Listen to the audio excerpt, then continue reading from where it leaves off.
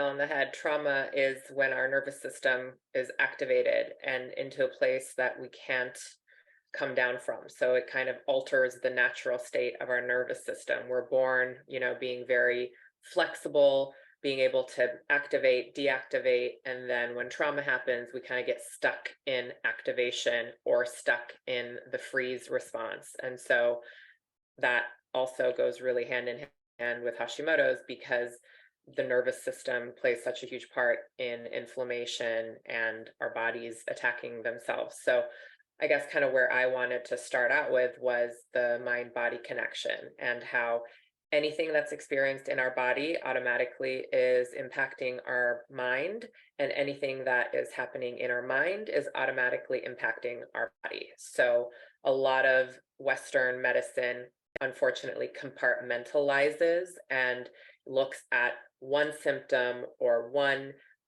system of the body, and I really prefer to look at it in a very holistic way. Of course, there's a time and place for Western interventions, but I think the Eastern and the lot more gentle, holistic, intuitive modalities, I think, are a lot more beneficial. And I always encourage clients to inform themselves. I think that's really the beauty of these kinds of groups, and the blessing of Instagram, I think, is that there is so much information out there that you can do your own research. You're not just going to take what a doctor tells you and take that as the holy grail, but you really get to do research and assess what lands for me, what rubs me the wrong way, and really find healing that is appropriate for each individual.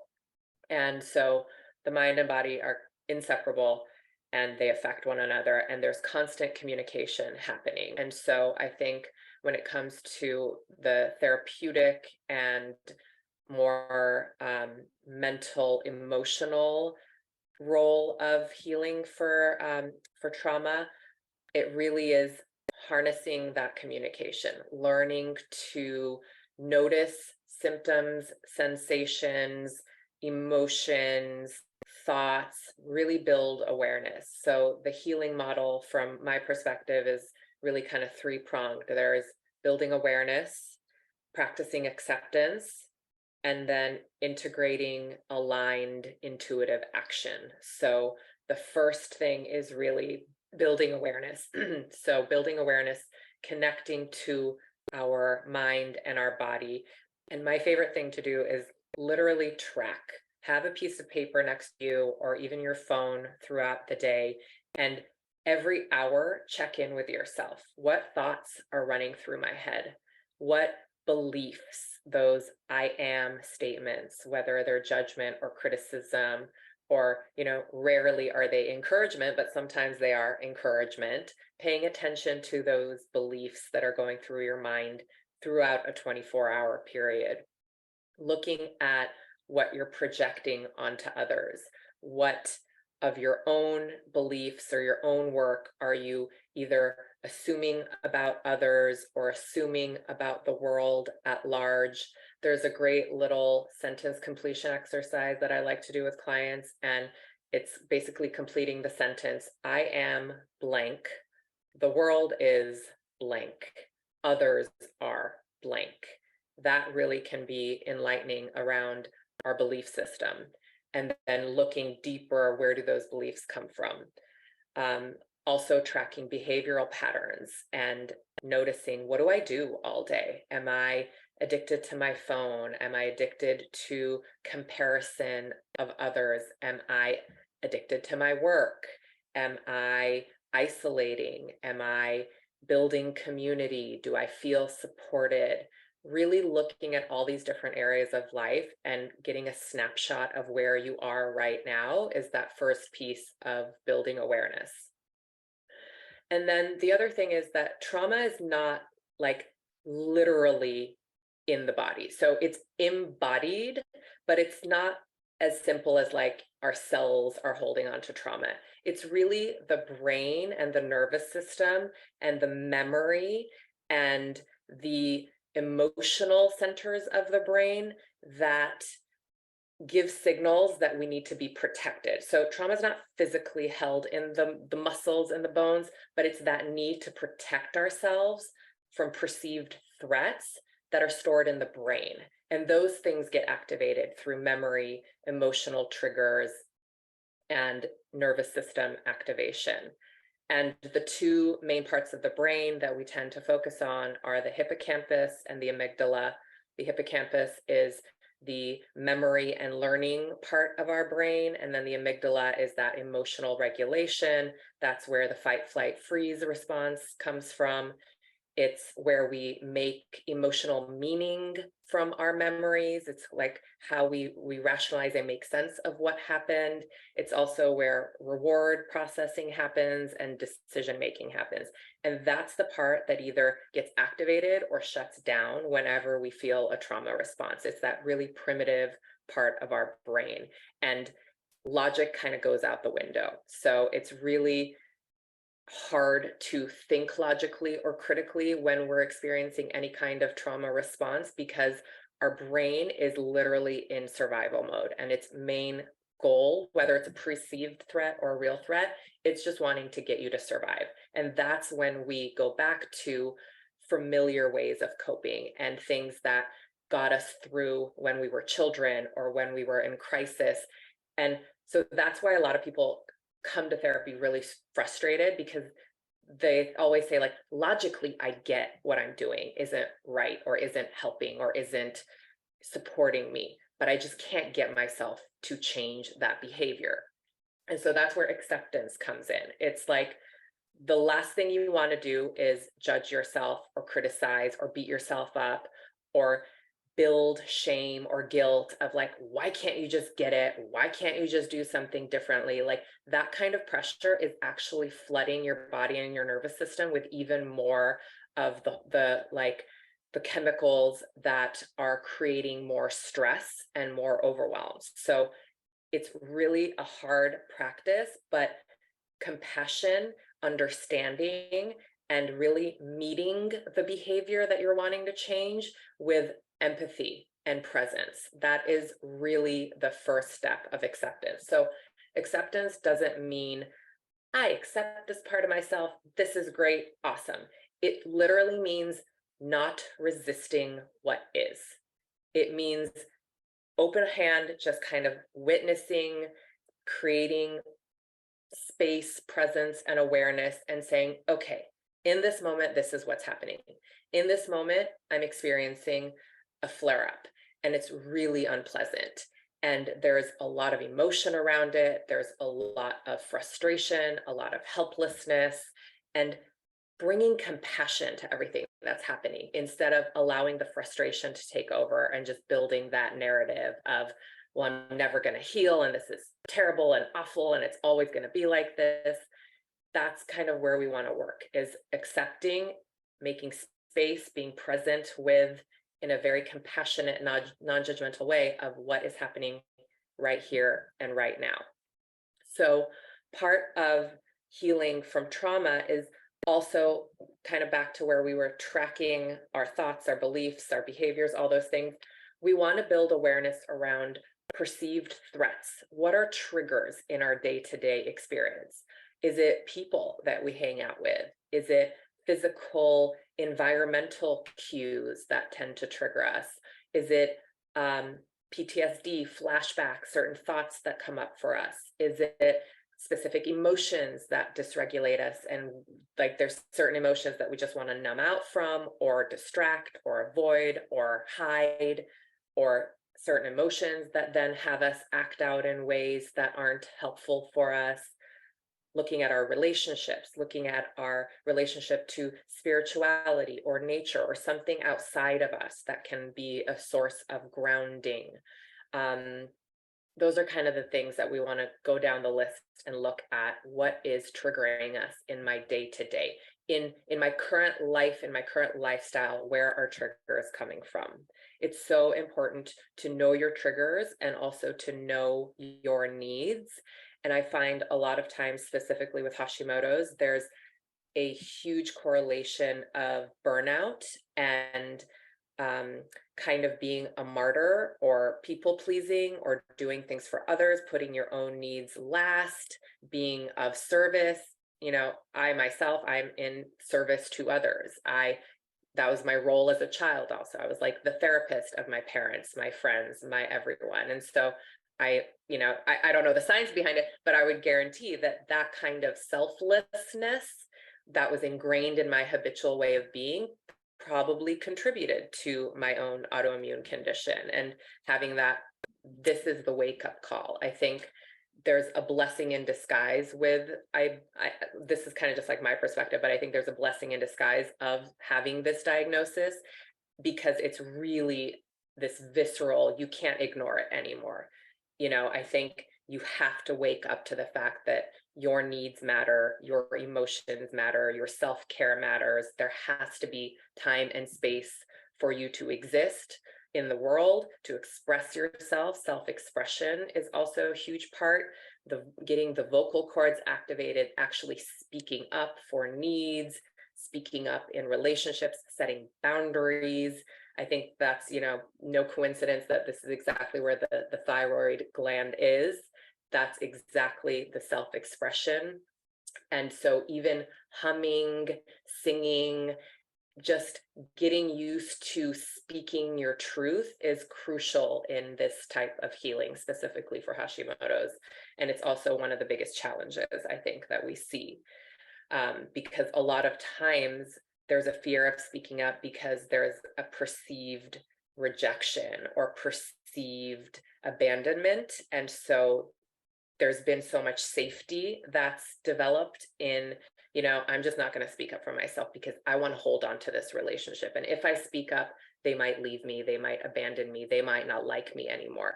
And that's a human need to feel accepted and wanted and desired and seen and heard. Like, those are human needs. So we can't cut off from that. And it's very painful to lose people. I think through healing, it's very normal and probably guaranteed that people in your life will kind of trickle out. There won't be the same types of relationships or the same kind of dependency or codependency as you start to really focus on your own healing and make time and space for it.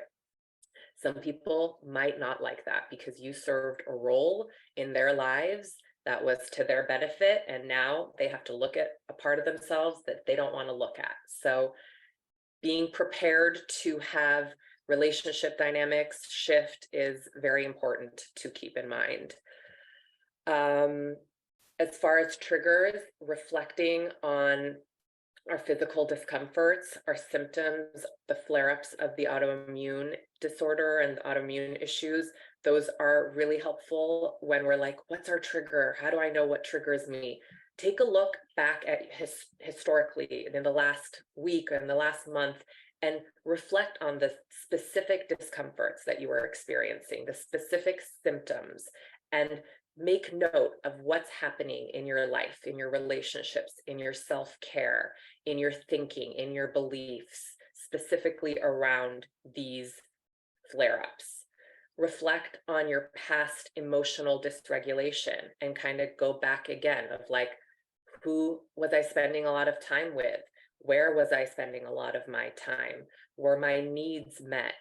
What did my specific emotional dysregulation look like?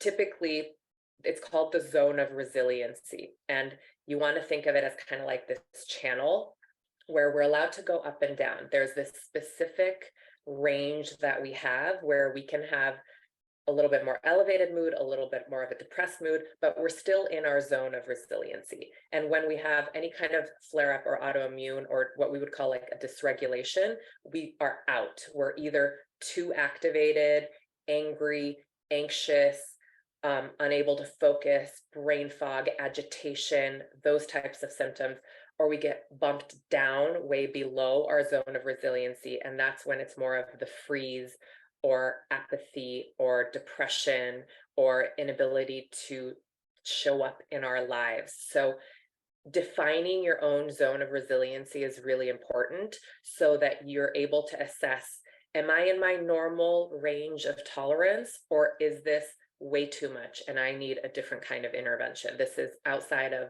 my normal. And everyone's zone is going to look differently. And it's also important to note that with these practices that I'm about to get into, you can deepen the zone of resiliency. So maybe you start out really, really narrow and you only have like a little bit of wiggle room. With practices, self-care, you can actually expand that. So you have more tolerance for distress, whether it's activation or a little bit more of that shutdown. There's more of a tolerance around it and you're not completely into this devastated state. You're able to be more resilient with a broader range of emotion. And that's really the goal. Knowing your needs also is really, really important. Needs do not make you needy. We are all human beings. We all have needs. I will repeat that again because people need to hear it. Needs do not make you needy. They make you human. Now, the issue is when we outsource our needs to other people. We feel helpless in being able to care for ourselves, or we develop codependent patterns where other people need to validate us or fill our needs of connection or safety or peace or comfort or any of those things. So really knowing our own needs is important. And I suggest people have a running list of needs. Like, this is what I need physically. This is what I need mentally. This is what I need relationally. This is what I need spiritually, educationally, intellectually. Have a list of needs. The more we know ourselves, the better our relationships will be because we're not being reactive to other people. We're being more proactive of like, this is who I am. These are my needs. Can you respect that? Is that going to work in our connection? If not, then I'm going to prioritize getting my needs met over your approval or your validation or anything that I feel like I need from outside of myself. And obviously these are like conceptually great. In practice, they're very challenging, and anything that's new to our thinking, our behaviors, anything new in our brain is processed as a threat. And so that's why repetition and practice comes in handy and is really important to not give up at the first sign of discomfort when you're practicing these new skills, because our brain is at first kind of assessing like, okay, this is new. We haven't seen this before. We haven't done this before. Is this safe? And so we have to kind of go through the distress tolerance of, okay, this is actually the healthy behavior that I want to practice, but it's really uncomfortable right now. So I have to label it as uncomfortable and new, not scary, dangerous. Let me go back immediately to my more familiar ways of coping. So that's why change is so hard, because our brain automatically wants to protect us and puts up this wall of like, danger, danger, new, let's go back to the thing we've done for 20 years. Even though that's actually hurting us, we know that. We know what that is. That's comfortable, that's familiar. So it's really tricky to play with like our brain and our body, because biologically we're wired for safety and connection and kind of like the familiar. So making changes can be very challenging. So a couple self-healing practices specifically for trauma is, first and foremost, aiming to create safety in your mind and in your body. So I want you to go through your life assessing for safety, starting to develop and refine this little like part of your brain and your body that is constantly checking in, like, do I feel safe right now? Do I feel like I am seen and heard and accepted? And let me look around in my environment. Let me look around with the person that's in front of me. Like, do I actually feel safe? Really having this sixth sense awareness of constantly just assessing for safety and moving towards safety and away from things that don't feel safe to you. And so whether that's setting boundaries in relationships or removing yourself from situations, really knowing that you are allowed to set boundaries, you are allowed to take care of yourself, get your needs met, and most importantly, creating safety in your mind and in your body is one of the most crucial initial steps. And that could also, maybe just for the time being, be like safety in your mind, safety in your body, safety in your home. Maybe it's through a guided meditation, and that's how you start to develop and broaden this sense of safety, is maybe practicing a guided meditation, or having your weighted blanket, or having an eye mask, and just kind of like witnessing, okay, in this moment, I feel safe. There's a practice called orienting, and that uses all five senses. And so orienting to where you are in time and space is a way to practice safety. So right now, looking around your room, what can you see? What can you hear? What can you smell? What can you feel? What can you taste? And having that connection in your brain be like a scan of, okay, in this moment, it is safe. Having more and more instances of that kind of safety helps you develop that connection to your brain, where your brain can relax a little bit, your body can relax a little bit. They can both communicate back and forth and start to develop this sense of like, okay, this is what safety feels like. And even when I'm outside of my home or outside of this experience, this is the sensation that I'm going to continue to carry with me and connect to. And as soon as it feels threatened, I might have to remove myself, because right now I'm just really trying to build this sense of safety and harnessing it and honing in on it and protecting it. Being gentle with your mind and your body is a non-negotiable. So I think one of the biggest things for me was that I'm really a doer. I do not like to be still. I do not like to be idle. I'm constantly like doing, being, thinking, moving, and that's probably the worst thing for someone with Hashimoto's or autoimmune, is like, we have to tolerate the discomfort of just stillness and silence and gentle movement, not like crazy HIIT workouts and powerlifting. Like, it's very counterintuitive, because I think something that goes along with Hashimoto's is physical changes, whether it's weight gain or feeling more bloated, or your GI tract just not being, fully functioning, having, skin issues. There's so many things that contribute to how we feel in our bodies and really impact that. And so I thought, well, okay, I'm just going to work out more, and I'm just going to work out harder. And that actually was completely the wrong thing, because it really impacts the cortisol levels, the stress on our bodies, and it's counterintuitive and also counterproductive. So being gentle with your mind and your body, practicing pause, practicing reflection, practicing ease, allowing things to just feel a little bit more gentle and a little bit more in the flow, rather than like a sense of forcefulness. And that's again where awareness is going to come in handy, is you have to constantly be checking in with yourself and being honest with yourself. Does this feel like it's too much? Does this feel forced? Am I pushing myself beyond my limits because I think I should? Being able to have that kind of checks and balances with yourself is really important. We talked about this healing practice, knowing your triggers, identifying them, building awareness, labeling them, putting words to them. Along with that goes knowing your needs, and again, putting words to your needs and claiming them.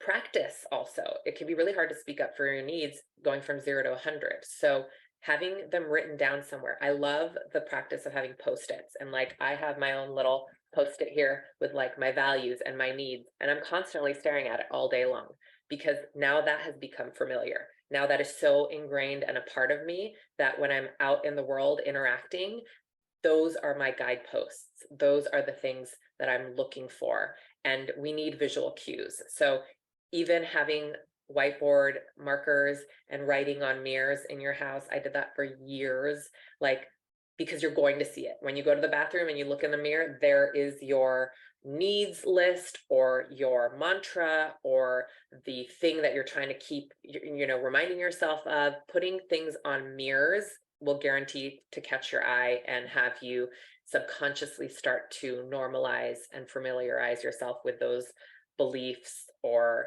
intentions or whatever it is that you're practicing building. Reframing and creating less activating associations with our triggers is also really important. So once you know your triggers, this is where therapy or processing or communities like this come in handy, is starting to have conversations about, so you're desensitizing yourself to these triggers and you're getting feedback and processing. How can I reframe this? How can I make this less activating? Do I need to set a boundary? Do I need to have an internal perspective shift? Like, what do I need so that the automatic trigger is not going to be so activating? Mindfulness and spirituality practices is also really important when it comes to trauma. It doesn't matter if you believe in a god or something bigger than you, but having some kind of um, detachment from the physical body and just knowing there is a soul, there is a spirit, you are more than just your physical body, and practicing mindfulness, awareness, presence, non-judgment, having some kind of connection to something outside. It could be nature, it could be animals, it could be music, but having something that touches you a little more deeply than just like your physical body is really important for healing. It could be art, it could be creative expression. Um, Self-care practices are also non-negotiable, kind of how I was saying earlier. We have to know our needs and we have to attune to our needs. So I think a lot of um, another common theme that I see with Hashimoto's or autoimmune in general is that clients really stuffed down their needs, specifically when they were children. Maybe their parents didn't attune to them, they didn't know what their needs were, they kind of got lost in the mix, or they weren't really paid attention to in the way that they needed.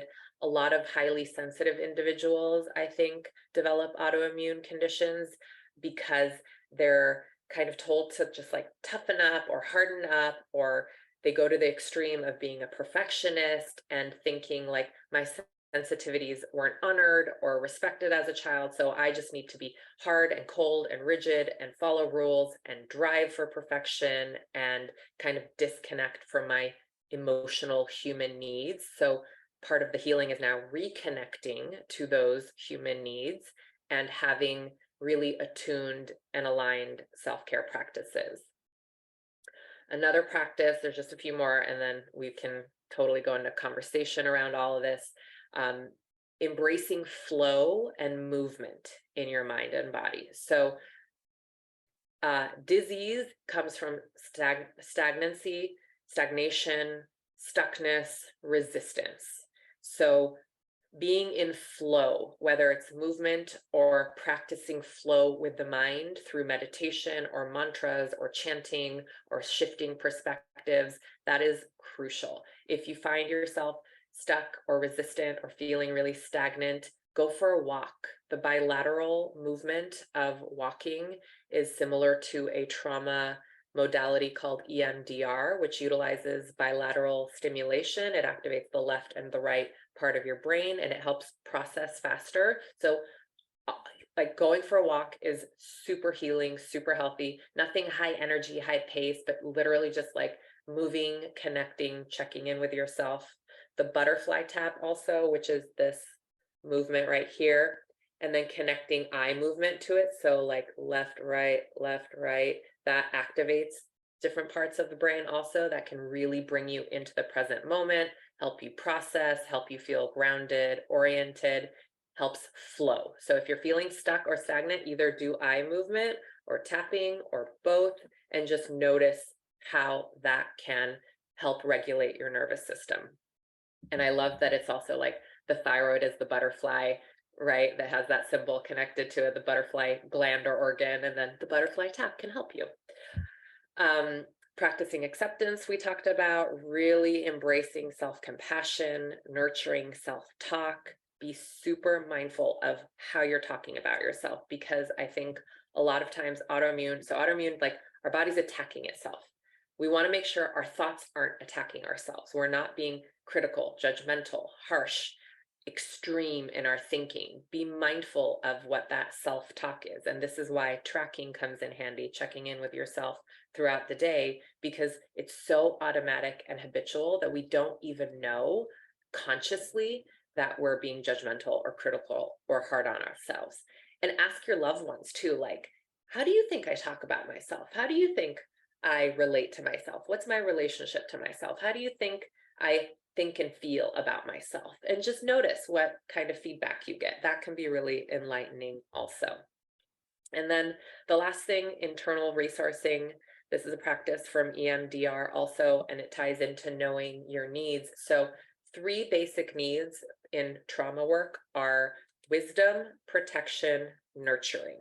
Those are typically the three things that people need to feel supported when they're processing trauma. And those are typically the three things that they needed most whenever that traumatic event happened. They needed either some kind of wisdom, some kind of nurturing, or some kind of protection. So there's a practice from EMDR called internal resourcing.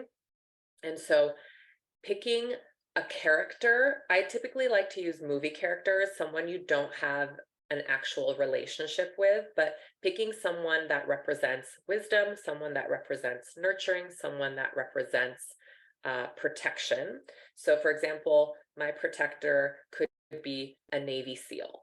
And so just this general concept of what a Navy SEAL is. And while you do the butterfly tap, you think about a Navy SEAL or whoever your protector is. People have used Superman. They use, oh my gosh, what's that actor that did Aquaman, that really big buff guy? Like, pick your poison, whoever it is. But you do tapping while you're thinking about that person. And you just go through like, who are they? What do they look like? How do they talk? How do they walk? What would they do for me if they were here and I needed protection? How would they show up for me? Getting your brain to know and have a body experience of what protection feels like is really important. And it feels silly, but that is how we regulate our nervous system. Visualization, embodied experiences, and that has a huge impact of how you are then going to be able to show up in the world when you're triggered, but there isn't an actual threat. It's just a perceived threat. You can go inward and you can literally excuse yourself, go to the bathroom, do like a couple of minutes of tapping and resource yourself with whatever you're needing in that moment, and then go back into the situation and notice that your nervous system has reset and you're not going to be triggered or activated in the same way, just from going inward, having your own embodied experience of wisdom, protection, nurturing, and then being able to show up in the world from a more regulated place. So that's kind of the overview. I have a lot more information, but I feel like that was probably enough for one session. And I'm happy to answer any questions or anything, even kind of just hear how all that landed, if anything stood out.